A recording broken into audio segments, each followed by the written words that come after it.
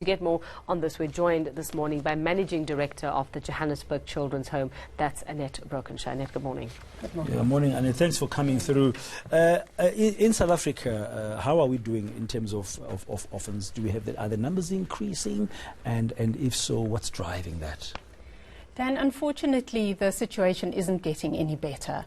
We are still, in a way, at the tail end of the HIV/AIDS epidemic. People are still not accessing drugs in the numbers that is available. And so children are being orphaned.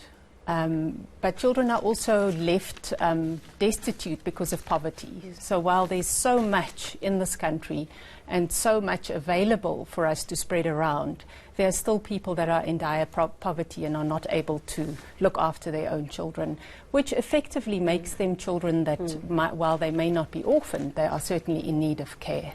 And that's, and it brings us to South Africa. Largely has been one of extended family taking in. We're taking in our brothers' kids, our sisters' kids, our whoever it is, even if it's the distant cousins' kids.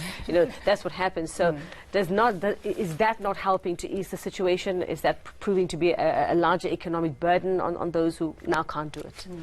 Well, kinship care has been, like you say, the sort of backbone of care in our country. Unfortunately, it's not enough.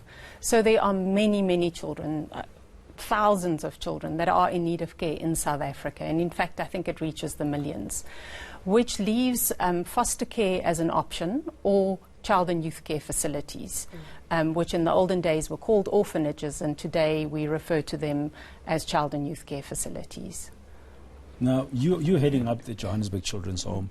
You are in an urban area. I mean, we know the pressures on a province like Gauteng and the city. The problem of orphans in our country, is it worse in urban areas or is it worse in rural areas? You mentioned poverty, that's why I'm asking, but there's lots of poor people in urban areas today. Yeah. Sometimes urban poverty is worse than rural poverty simply because there isn't such a cohesive society in urban areas. In rural areas, pretty much everybody knows each other, and there's a way of looking out for children in need of care in rural communities. That doesn't mean that those children are better off.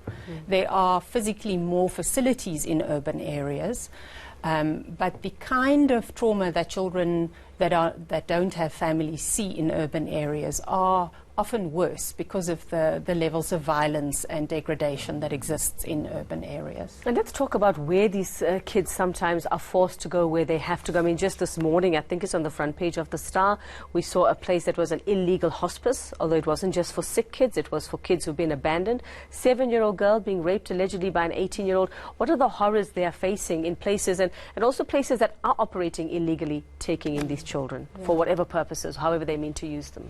Yeah, you know what, sometimes it doesn't even bear thinking about. It really is, as newscasters you will know, how horrific the situations are that children are exposed to. I would strongly encourage people to report illegal facilities. It is very simple to get a registration, to have the proper oversight. I would urge the communities to come forward and speak about those places and report them in the places that they need to be reported. The sad thing is that there are so many places needed, that sometimes people who just have a good heart start something, and then unfortunately, because the training isn't available or the right structures aren't in place, proper boards aren't in place, children become more vulnerable in those facilities. Now, Annette, before you go, it is World Orphans Day in the whole world. That's why we're having here.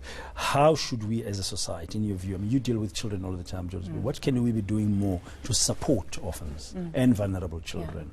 You know what, I think it's simpler than people think it is.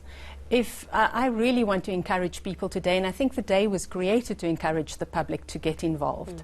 I think it's really simple just to decide there is one simple thing that I can do. Now, whether that is donating 10 Rand every month, 100 Rand every month, whatever is within your means, to a registered place that you've properly screened, or whether it is donating groceries. We have people who come to our children's home with a bag of groceries every month. It's a consistent support. On just 2 days after we celebrated the Festival of Lights, we had Diwali, sorry.